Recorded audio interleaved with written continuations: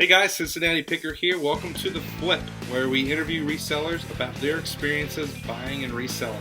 We're going to feature a new reseller each week and let them share their knowledge and expertise. Hopefully you can take something away from each one to help you in your own personal reselling journey. The first interview we've got for you guys is with Lonnie, the owner of the GarageFlips YouTube channel. Lonnie was nice enough to spend 30 minutes with me talking about his experiences buying and reselling. Hope you like it.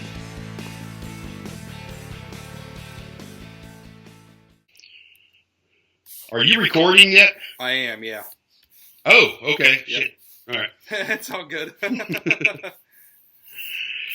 All right, so I'm just, it's kind of informal thing, just starting it out. So I'll just kind of ask you a few questions, and we'll just, shoot the breeze a little bit. Sure, man. I know you're a Cincinnati Picker, but what's your real name?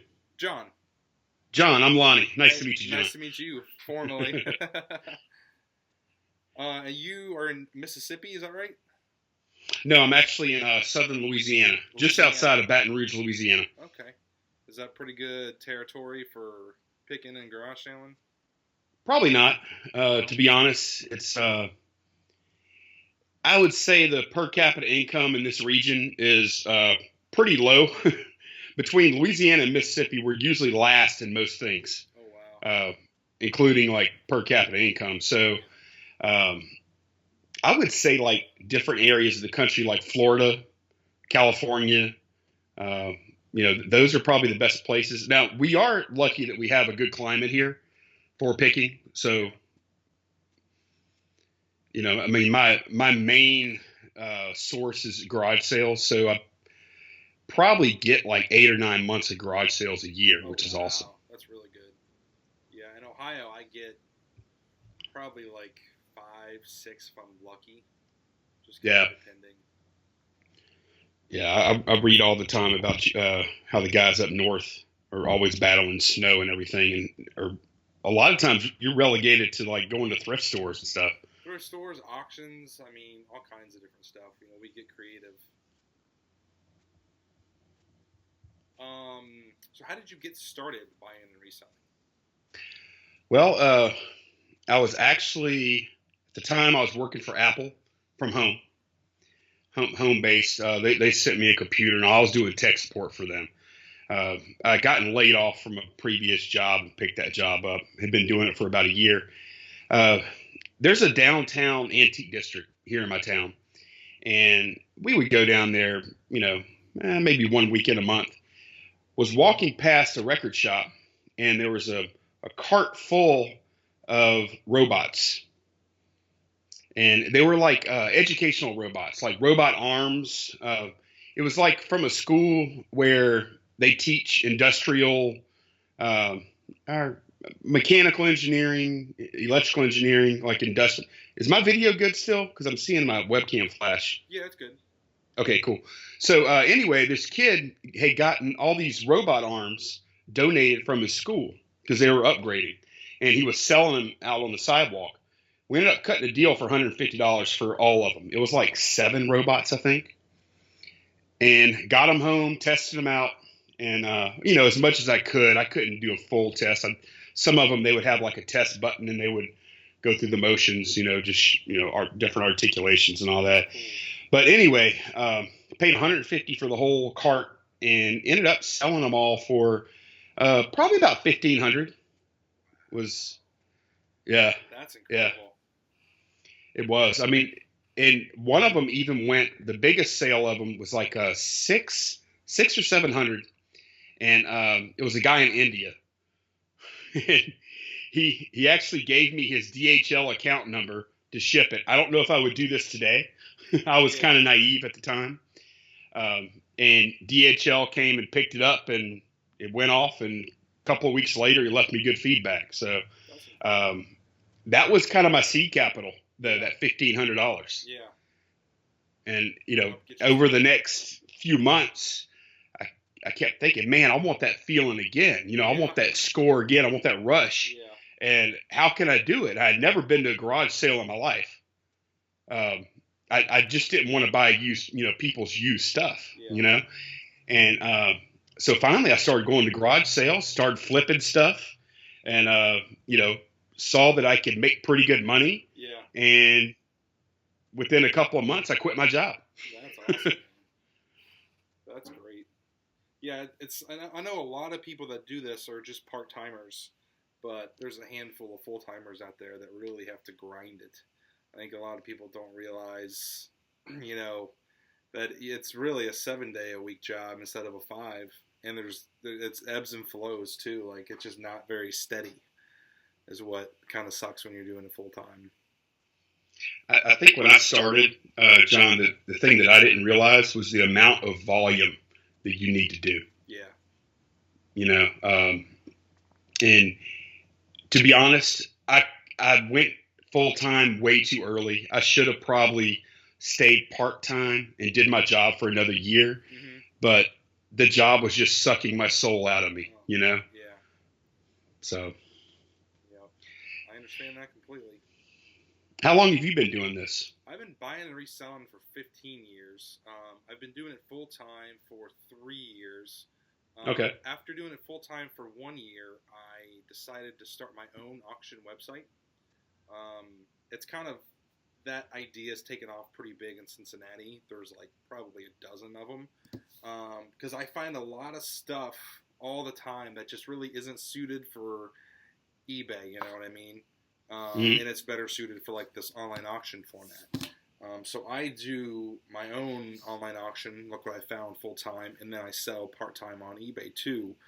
Some of the weird oddball stuff that there's only a handful of people looking for, really, that I just can't get good money for on my website. So I still do eBay too. So you have your own auctions. Are they live auctions? They're all online, so it's very similar to eBay. It's called Look What I Found. It's lookwhatifound.bid is the website. I see it there. Yeah, we do one a week, and it goes from Monday to Sunday, and it's pretty much all local pickup. Like, I'll ship small stuff, but, I just don't like shipping a ton of stuff, because I've got 4 employees, but, it'd be dedicating a whole nother thing if I'm shipping a lot of stuff out, so I try not to ship too much. Wow. Okay. So you're really taking a different approach than I am then, because I'm like, right now I'm about 100% eBay. Oh yeah. Yeah. And I wouldn't dream of having an employee. That sounds like hell to me, man. It's nice having help, because I've got a big warehouse. I've got 4,000 square feet here, and oh wow, there's just so much stuff, and I've got like 150 consigners that are bringing me stuff all the time. So like, there's just no way I could do it by myself. Yeah, you're definitely on another level from where I'm at. Then you've already scaled up quite a bit. That's pretty impressive, man. Yeah. It's fun. I mean, it never feels like a job. That's what's great about it. It doesn't, does it? No, not at all. So for some people that haven't seen your videos, where do you mostly find your items? I find most of my items at garage sales. I would say probably 90%. I go to yard sales. I do, or maybe more like 80%, because I do go. I use the Let Go app. Okay, yeah. I use that a pretty good bit, and that's to buy probably more high-end type items that I'm gonna make at least. I need to be making at least $60 plus, because I'm gonna have to go through a meetup and all that stuff, and it's gonna take a little time. I do, so I use the Let Go app. I'll do auctions, like live auctions, local, occasionally, not a whole lot. And I also do thrift stores some. Not, maybe 2 to 3 items a week, thrift stores. Just if I happen to be passing by, I'll pick something up. But yeah, mostly garage sales, hence the channel name GarageFlips. Yeah. Which is catchy, by the way. I remember seeing I don't know if it was a comment or a video or something, but I was like, I like this, and just started watching your videos. I went through probably, you know how you do. You go through like 100 different possibilities, and I wanted to make sure the URL was available just in case I ever wanted to do a website, right? Yeah. Like, there's no telling how long lookWhatIFound.bid took you to come up with, right? Oh, yeah. Yeah, my wife and I were just sitting around one night kind of shooting all kinds of different ideas. Is it a family business, though? Like, does your wife work with you, too? A little bit. She's got her own full-time thing, so, as much as she can. She brainstorms with me a lot. She's always, the brainchild of a lot of different ideas and, making it look good. Interesting. My wife works full-time also, and which is important because if she didn't, I don't know if I could do what I do. Yeah. With the health insurance. Yeah, we got 2 kids. Huge. Yep. That would be a non-starter for me. Because I had the health insurance with my job when I was still working, for a company. I had the health insurance and she didn't. So if it wouldn't have been for her having a full-time job, I would still be working, just a regular 9 to 5er. So it's fortunate there. Yeah, I'm in the same boat. My wife, she's got the health insurance so that I could go off and do my whole business thing. Has she ever mentioned to you that she feels stuck? A couple times. My wife said that last week. And it threw up some alarm signals. I'm like, oh boy, this might be something I have to deal with pretty soon. Yeah, I'm sure you could, if she wanted to do something else, I'm sure there's health insurance options out there. I mean, I haven't looked into them, but there's got to be something. I'm sure there's tons of resellers out there that do it full time that have to find health insurance. It can't be, we can't be the only ones. Yeah, I just don't want to pay the rates you're going to have to pay. That's the thing, right? Yep.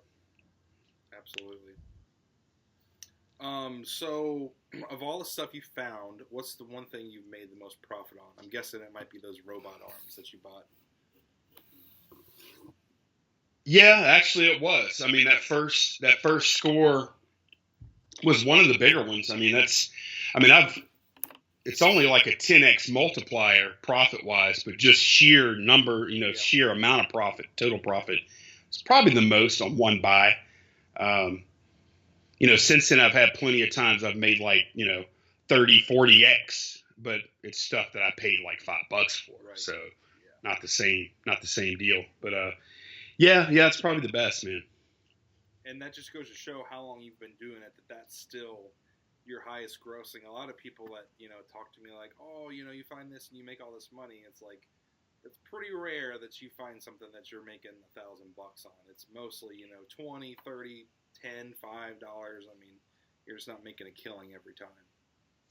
No, but I mean, the longer I do this, though, I do see the the $100 items and the $150 and $200 and $300 items. They're becoming more and more frequent the longer I do it. Good, yeah.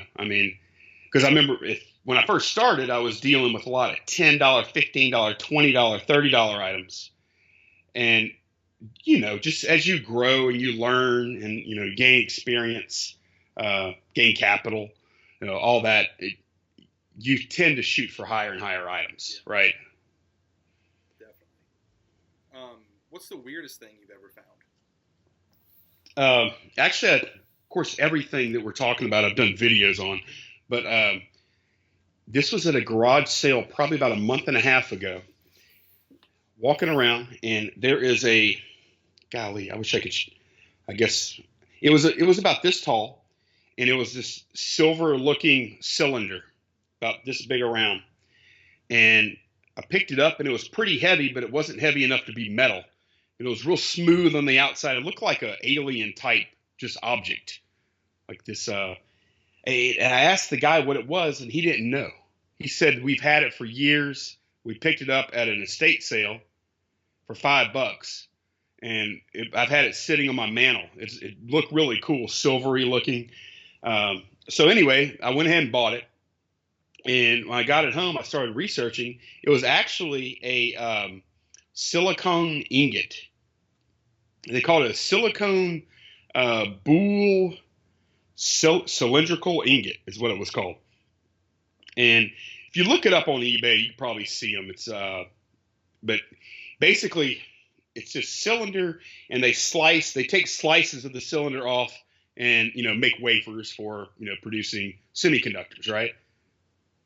Microchips or whatever. Yeah. So anyway, I made a video, and in the video I actually said, look what I got for $5. And I put it on my other YouTube channel, which is not reseller related. And I actually used that video in my eBay listing saying I bought it for $5 at a yard sale. Yeah. Okay. So I literally told everybody what I paid for it. And within probably about 10 days, it sold for $175. Wow. No So, kidding. yeah. That's cool, man. I'll have to find the video and put it in the description. Is it only on your other channel, or is it on GarageFlips too? It's part of a haul for GarageFlips channel, and then I've got like the other video on my other channel. I'll shoot you the link later. Yeah, I'll put that in after this. Sure. Yeah, that's cool. But man, that goes to show you that, like, as much as we do research and as much as we like watch videos and watch hauls and hey, get this camera and get this stereo and get this furniture, whatever you're into. The trick is, once you have some experience, if you're walking by and you see something you've never seen before, you should buy it. Yeah. If you have experience, right. You should buy it. Yep. Especially if you can't find anything on it, then it's got to be something unique. And it was interesting with that piece. I was holding in my hand, and there was a lady looking at it, and she said, "Can I hold it?"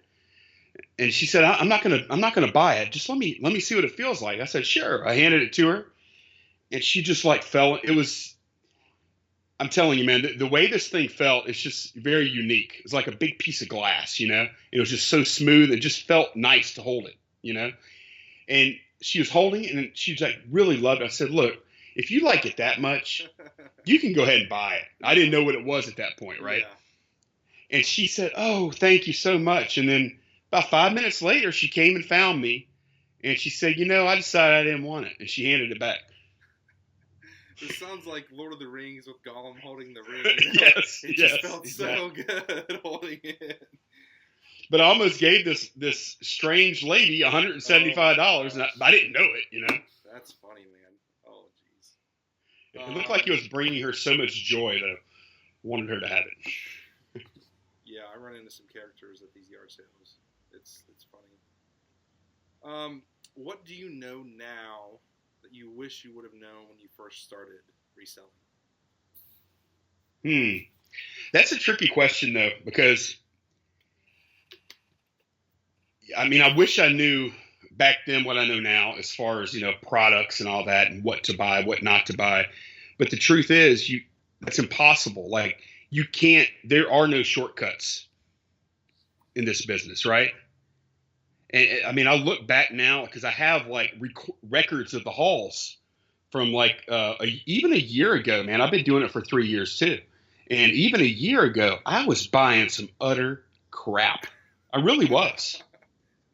I had some good stuff too, but I was wasting time with some really low rent stuff, man. Yeah. And it's just a constant learning process. I think you just have to pay your dues in this business. So you have to learn through experience. Okay, I'll give you one thing. I would be more upfront with people about what I do. When I first started, probably the first year and a half to 2 years, I was really kind of sneaky Pete when I go to these garage sales or do these meetups. I would disguise what my intentions were with what I was buying. I didn't want to tell people that I was a reseller. And since then I found that was a mistake, because that's how you open doors to more stuff and make relationships and to where you're not constantly pounding the pavement all the time. Sometimes stuff will come to you, right? Yeah. Yeah, when I go to sales, I've got a huge van. It looks like American Pickers van, and I've got my logo like all over it. Look what I found. And at first, I thought people, would be timid to give me deals. Oh, he's just flipping or whatever. But that's not the case at all. I mean, more often than not, people are like, "Oh, cool, you buy antiques? Come inside. I've got this." I don't know how many times people have just invited me into their houses and showed me their collections and how much extra stuff I've gotten from that. Yeah, I found that if you have plenty of cash, that's what people want, is somebody with plenty of cash that's willing to buy just about anything. Yeah. And if you let some people begrudge you making a profit, sure. I think that comes with experience too, just being able to feel a situation out feel a person out. Some people don't want someone else to make money on their stuff. And you just have to figure it out, right? Yeah. Otherwise, it can get a little messy. Oh yeah, yeah. Some people are weird about that. They don't like people flipping and making money off their stuff. And if you ask them to come down on their price, and if they think you're doing that, they won't do it. But luckily, that's been the minority for me. Everybody's usually pretty good. Me too. And if you have a bad situation with that once, it might make you gun shy to tell other people. Yeah. So I think in any kind of sales, though, you have to be okay with being told no. Yeah. Yep. Right? Yep, absolutely. I mean, if you ask if they'll take $5, like literally the worst they can say is no. I mean, they're not going to not sell it to you for their full asking price. So it does not hurt to ask. It does. You know what? In 3 years, I've never had somebody like where they're at, like you say, they're selling something for $15, $20. Will you take $5 for this? Probably 20%, 30% of the time they'll say yes, and then 30% of the time they'll come back with 10 or 15 or whatever. Yeah. And then the other percentage they'll say no, and then you still have all options open to pay the original price. So yeah, you're right. Yeah, I always try to eavesdrop too when I go into sales. Like, if there's a few people there, I'm already listening into what they're saying to the person having the sale. Because if they're trying to negotiate, I can pick up on what they're saying if they're going to come down. Because some people will not come down on their prices. I mean, they're just sticklers, right. And for whatever reason, they're not going to do it. But if they take a really low offer with somebody else, I'm like, all right, I'm going to come in low with this too, because they probably just want to get rid of this stuff. So that seems to help a lot. I think, though, you're right. A lot of people, though, at garage sales, like just your amateurs, just your, not your business guys, they go into the garage sales and they think the way to get something cheaper is to pick it up and point out all the flaws. Oh, no. You don't want to do and that is the worst way to do it, because that immediately puts a barrier between you and the person selling the item, right? Absolutely. Yep. I like to tell them, I love this. I mean, this is awesome. I would really I want to get them on my side. I want them, just like with the lady I was telling you about, I wanted her to have that thing because it brought her joy. Yeah. Yeah. I want the seller to want me to have that item because it brings me joy. I want them to want me to be happy. So it's just a different mindset, different approach, right? No, that makes total sense. All right, last question. What advice would you give to someone who wants to start buying and reselling? Well, I mean, the standard advice is to start with stuff that you have around the house. And, golly, I would say, I think YouTube is a great resource. I just don't know. I just don't know that it's very concise. I don't know how efficient it is. I use it more as entertainment that I happen to pick up nuggets from. So I would recommend a new seller or somebody that wants to be a reseller to watch YouTube. But I think the first thing they have to do is learn how to properly evaluate prices and properly, look up solds on their own and look at active listings, see how much velocity a product has. Because just because one sold for $80 a week ago, it might only sell twice a year. Yeah. Yep. So there's other factors other than just price, but I think that's the most important thing, because once you get out in the field, you can look stuff up if you need to. You just have to know how to look stuff up. So I would say start with stuff around the house, so you have no money invested. Start with small items, because shipping is a whole other bear of a thing that you have to learn, right? And then learn how to do research. And if you can, find a mentor. So that's all I got, man. I think those are three things that I didn't do that I wish I would have done. But that's the advice I would give. Awesome, man. Well, that's all I got. You got any questions for me? Not right now, John, but I like what you're doing. I watched a few of your videos, man, and when you asked me to come on, I said yes, because I love watching new guys come on. And I know how hard it is to gain traction at first on YouTube. Yeah. Because nobody's watching. You're making this content and there's Right. nobody there. Yeah. Yeah. Well, I appreciate that. Thank you. Yeah. It's so far, it's just kind of a fun hobby, you know?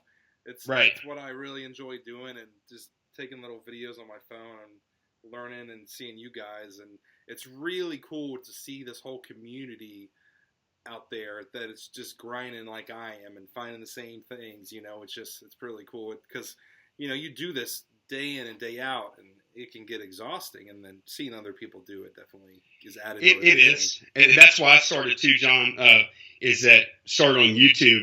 We don't get the water cooler, you know, we don't have the water cooler talk. Right. So YouTube is my water cooler. That's where I go to talk, you know, to shoot the breeze with like-minded people. I can't talk about it with I could talk about it with my wife to a certain extent, but I don't have peers except for here. So it's invaluable. The water cooler talk. Yes, absolutely. Awesome. Well, thanks for doing this. Sure, John. Thanks for having me. I appreciate it, man. All right. Take care, Lonnie. You too. Bye-bye. Bye.